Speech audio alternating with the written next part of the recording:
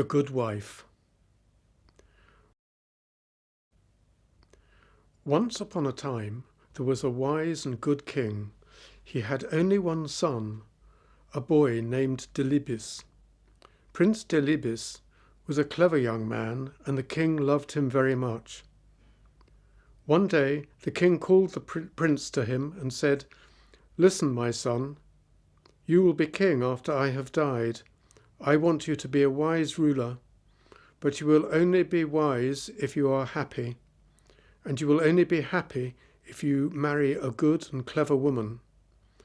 So I want you to travel around my kingdom, look for the best woman you can find and marry her. Then I am sure you will become a good ruler of our kingdom." So Delibis left his father's house and he began to travel around the kingdom. He went to every town and every village. He met the daughters of rich men and the daughters of poor men, the daughters of nomads and the daughters of hunters. Some of them were beautiful, but they were stupid. Some were wise, but they were ugly. He couldn't find the perfect girl. He spent many years travelling. He didn't look like a prince anymore. His clothes were old and torn. His shoes were broken. One day the tired prince lay down to rest under a tree. It was the middle of the day, and the sun was high in the sky. His food was finished, and he was very hungry. He fell asleep. When he woke up, he saw a girl. She was looking after her father's sheep. Delibis looked at her. She was the most beautiful girl he had ever seen. He wanted to speak to her, but he couldn't. "What's the matter?" the girl said. "You look hungry. I have only a little bread with me here, and you can have it if you like." She took out some bread and gave it to Delibis. He ate it hungrily. "Thank you," he said. The girl started to walk away. Delibis wanted her to stay. "Have you seen my camel?" he said. "No," said the girl. "I haven't seen a camel, but a blind one has passed this way." "Really?" said the prince. "And this camel had no tail." "How do you know?" asked the prince. "There is a wound on its right side," the girl said. The prince was very surprised. "You haven't seen this camel," he said, "but you have described it perfectly. How did you do it?" "Oh, it was easy," the girl said. "Look at this bush. A camel has been eating the leaves, but it has only eaten from one side of it. This probably means that it's blind in one eye. And do you see this camel dung? It's all together in one pile. But camels move their tails when they drop their dung. When a camel has a tail, the dung falls in different places." "But what about the wound on the camel's right side?" asked Delibis. "How did you know about that?" "Look, here in the sand," said the girl. "A camel has been rolling here, but it has only rolled on its left side. This means that its right side must be wounded." "I've found the girl I'm looking for at last," the prince said to himself. "Please," he said to the girl, "tell me your name." "My name is Hariri," she said. "And what is your father's name?" "Nakrusa." "Where does your family live? Where can I find them?" "Down there," said Hariri, and she pointed to the village in the distance. "I'll come back very soon," the prince said, "and speak to your family. But first I must go home. I must tell my father I have found the girl I want to marry." Delibis hurried back to his father's house. "Father," he said, "I've found her. She's the wisest and most beautiful girl in your kingdom." His father smiled. "That's good, my son, but don't be in a hurry. Find out more about the girl. Meet her family. Talk to them." So Delibis began the journey back to Hariri's village. On the way, he met Nakrusa, Hariri's father. "Let's walk together," he said to the old man. "Very well," Nakrusa said. It was a long way to the village. The path was rough and stony, and the sun was hot. Nakrusa and Delibis walked together, but they didn't speak. At last Delibis said, "The journey is too long, and we are both tired. Let's make it easier. Why don't you carry me? Or if you like, I will carry you. Then the time will pass more quickly. Nacrusa looked at Delibis, but he didn't say anything. What a crazy idea, he thought. What a stupid young man. They walked on, but they still didn't speak. After a while they passed some young shepherds. They were looking after a herd of 100 cows. "Old man," said the prince, "who do these cows belong to?" "They belong to my cousin," said Nacrusa. "He's a very rich man." "Rich?" the prince laughed. "No, he must be poor. I'm sure he's a poor man. I'm sorry for him." Nacrusa shook his head. What a strange young man, he thought. He's sorry for a man who has 100 cows. A little later they passed another herd of cattle. There were 10 cows and 1 bull. "Whose cattle are these?" Delibis asked. "Oh, they belong to my neighbour," said Nacrusa. "He's only a poor man." "Poor?" said the prince. "I don't think so. I think he's rich. Yes, he's certainly a rich man." This young man is crazy, Nacrusa thought. They walked on and on over the hills until they came to a valley. There was a field of wheat in the valley. It was already yellow and ready for the harvest. "Is this wheat free, so that travellers can eat it?" asked Delibis. "Free?" said Nacrusa. "What do you mean, free? Of course it isn't free. It belongs to the farmer." "I don't understand this boy at all," he said to himself. The sun was going down now. It was nearly evening. At last they could see the village in the distance. Some people were coming out of the village. They were carrying the body of a dead man. They were taking him to the cemetery. "Who has died?" Delibis asked Nacrusa. "Who was this man?" "He was a good man," Nacrusa answered. "I knew him well." "And will his name be buried with him?" asked Delibis. "Or will his name live on?" How stupid, Nacrusa thought. The poor old man is dead. Of course his name dies with him. It won't be used again. He said nothing. He walked on towards his house, and Delibis followed him. The prince and Nacrusa came to Nacrusa's hut. The old man turned round to Delibis. He wanted to say goodbye, but the prince had already followed him into his compound. Nacrusa was tired of Delibis. He wanted him to go away, but now the young man was his guest. He had to welcome him. So he went into his hut and brought out a mat. He put it on the ground, and Delibis sat down on it. Hariri was inside the hut. She was cooking the evening meal. "Listen, daughter," Nacrusa said to her. "We have a very strange guest. A crazy young man has followed me all day. He's come to the village with me, and now he's here in my compound. Take him some water so that he can wash his feet." So Hariri took some water and went out to wash Delibis's feet.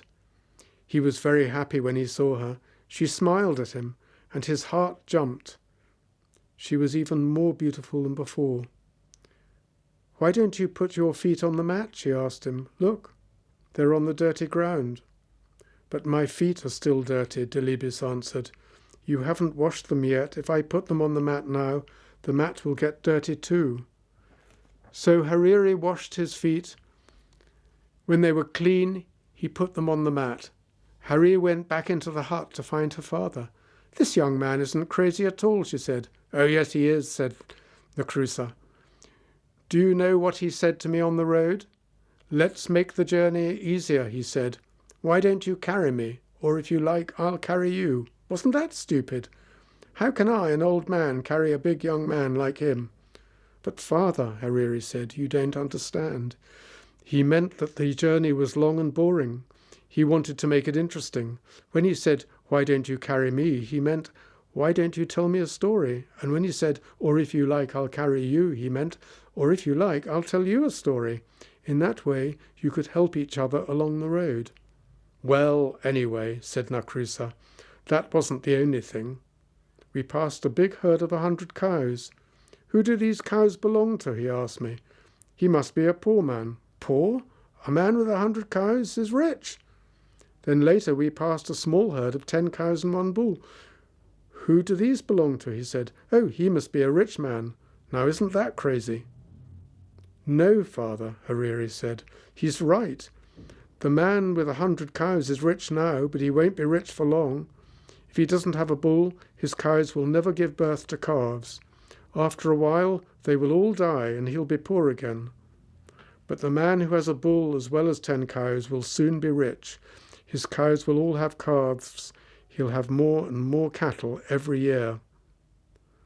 You haven't heard it all, Nacrusa said. We passed a field of wheat. Is this wheat free, so travellers can eat it? Stupid boy asked me. Free, I said. Of course it isn't free. It belongs to the farmer. Only he can eat it. But father, said Hariri, who is the farmer? Is he a generous man? Does he give food to the guests and travellers who come to his hut? Yes, said Nacrusa, I know the man. He's a good man. He's always kind to guests and travellers. And does he ask them to pay for their food? Asked Hariri. Of course he doesn't, Nacrusa answered. What kind of man asks his guests to pay for their food? Then the young man was right, Hariri said. The wheat is free. Travellers can eat it without paying. Well, perhaps, Nacrusa said, but listen to this. While we were coming into the village, we passed a funeral. A crowd of people were taking a dead man to the cemetery.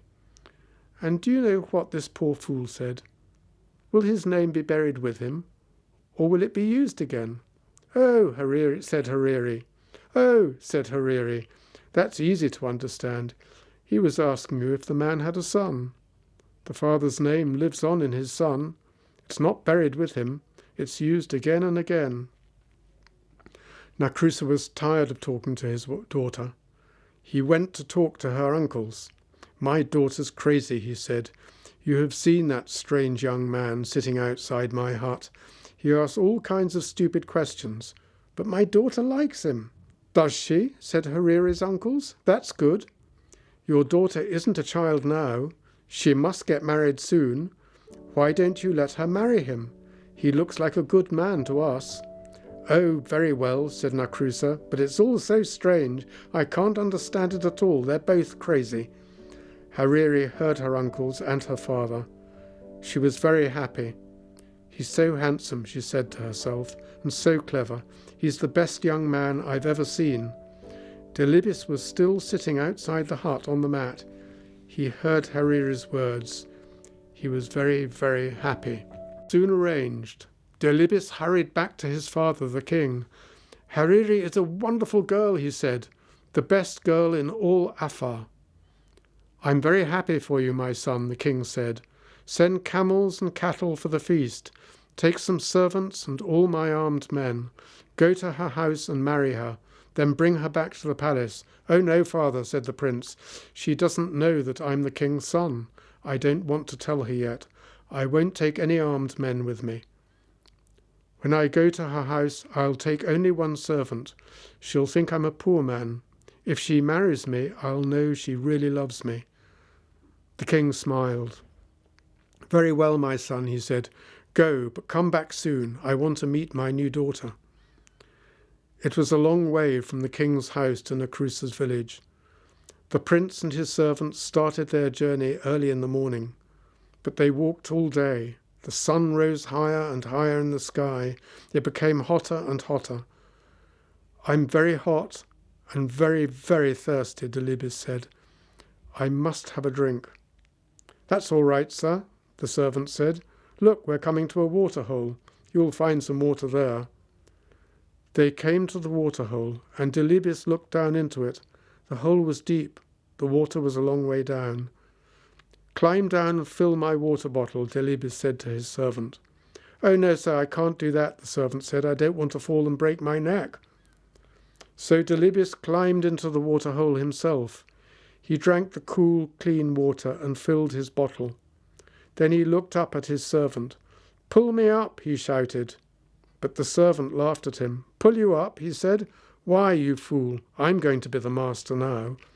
He picked up a big stone and lifted it above his head. He's going to throw it down and kill me, thought Delibis. Wait a minute, he shouted. Don't kill me. You'll never escape. Someone will soon find my body. They'll tell my father, and he'll send his men to kill you. I've got a better idea. The servant put the stone down.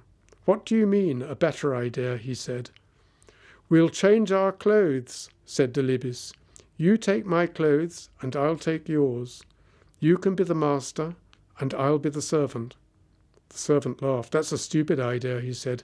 "If I pull you out of the water hole, you'll kill me. I know you will." "I won't kill you, I promise," said the prince. "And I won't tell anyone that you're my servant." The servant picked up the stone again. "I don't believe you," he said. "Get ready to die." "Very well," the prince said. "But don't you want to marry the most beautiful girl in Afar? How will you find her father's house? Only I know the way." The servant thought for a moment. "Do you really promise," he said, "you won't kill me? You'll be my servant and I'll be your master?" "Yes," answered Delibis. "You know me. I always keep my promises." "All right," the servant said, and he pulled Delibis out of the water hole. They changed their clothes. The prince took the servants and the servant took the prince's. Then they walked on along the road. At last they came to Nacrusa's village. Everything was ready for the wedding. The women were cooking a wonderful feast. Guests were arriving. People were singing and dancing. Hariri couldn't wait to see the face of her dear Delibis. She looked out of her hut. But there was the servant, dressed in Delibis's clothes. "This man isn't my husband," she said. "I've never seen him before." "Don't be a fool," her father said. "Look at his clothes, his dagger, and his shoes. He was wearing them when he came here before." "But my husband is a clever man," said Hariri. "This man looks like a fool. Let me ask him some questions." "Oh, very well," Nacrusa said. "But be quick, the guests are waiting, the wedding must begin." So Hariri came out of her hut and spoke to the servant. "Tell me," she said, "what is the heaviest thing a man can carry?" The servant frowned. "The heaviest thing?" he said. Let me think. A camel's heavy. No, a fallen tree is heavy. Ah, I know, a grinding stone. Yes, a grinding stone is the heaviest thing." Hariri looked behind the servant. "Who is that man standing under the tree?" She thought. I'll read that again. Hariri looked behind the servant. "Who is that man standing under the tree?" she wondered. "Here's my next question," she said. "What is the sweetest food in the world?" "The sweetest food," the servant said. "The sweetest food? Yes, I know the answer. The sweetest food is honey." Hariri was watching the man under the tree. He was coming towards her now. "I have one more question," she said to the servant.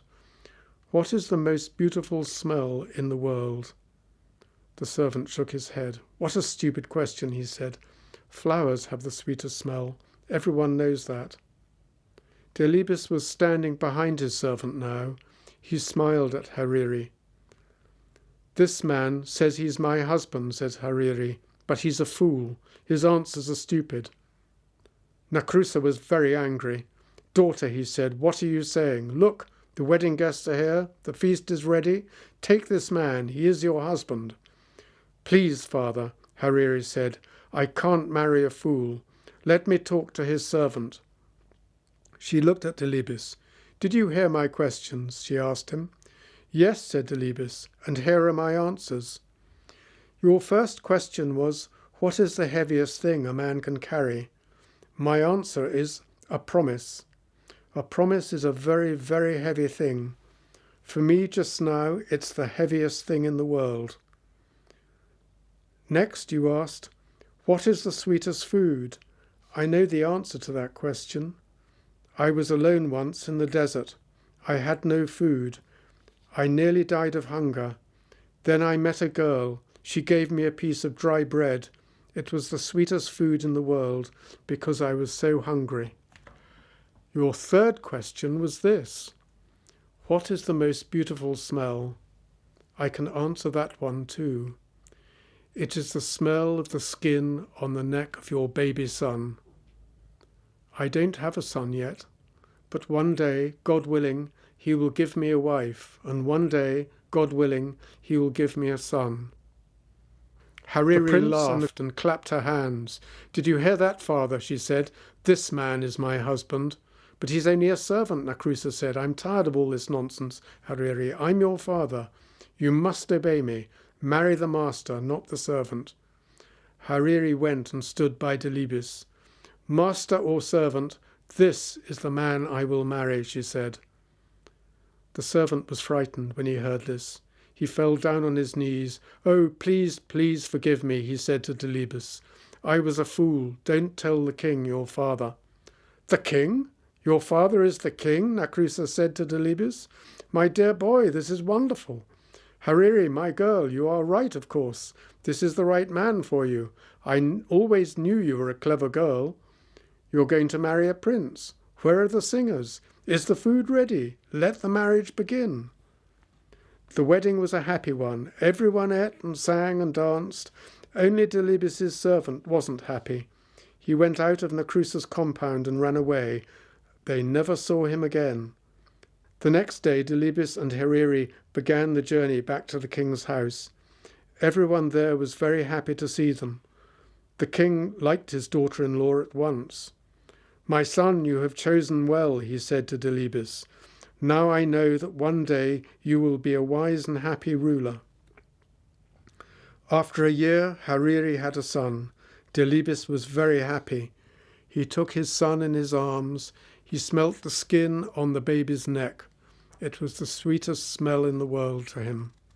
Hariri smiled at him. "I have given you a son," she said. "Now I want you to give me a promise." "Yes, of course," said Delibis. "What is it?" "I'm always frightened when you go out at night," Hariri said. "There are bad men in the town, and the wadi is the most dangerous place. Please don't go to the wadi in the evening, when the people and the animals have returned to the town. Promise me." "I promise," said Delibis. And so Delibis and Hariri lived happily for many years. They had 7 sons and 7 daughters. The old king died, and Delibis became king. He was a wise and good ruler. The years passed. One day, when Delibis and Hariri were old, a servant came to Delibis. "The camels have returned from the wadi," he said, "but one of them is lost." Delibis forgot his promise to Hariri. "I'll go myself and look for it," he said. It was dark outside. There was only a half moon in the sky. Everything was quiet. There was nobody at the wadi now.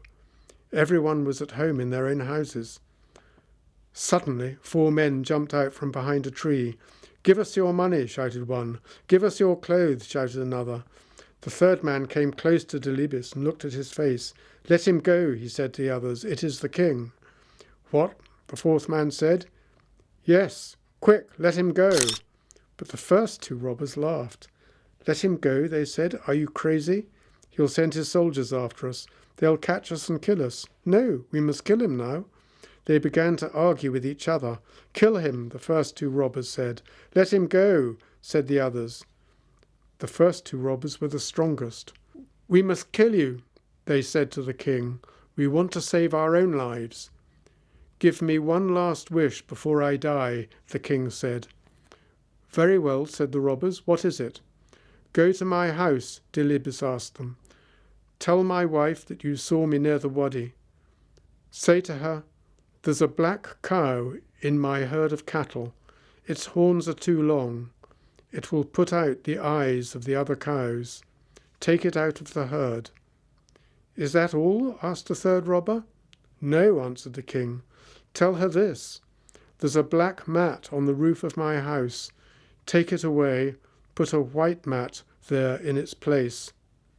"Is there anything else?" said the 4th robber. "Yes," Delibis answered. "I have 4 camels.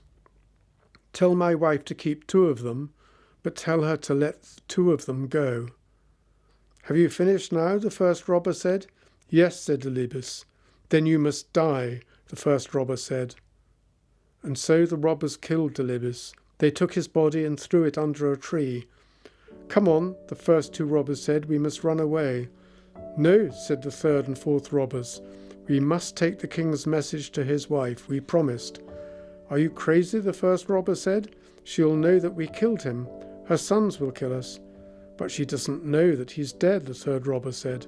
Nobody knows that he's dead. So the 4 robbers went to Delibis's house. They asked to see the queen. She was talking with her 7 sons. They were all carrying spears. The first robber walked boldly up to the queen. "I have a message for you," he said, "from your husband, the king." "Where did you meet him?" Hariri asked. "At the wadi," the robber answered. The queen put her hand over her mouth. Her eyes opened wide, and she looked at the robbers. Her sons moved towards her.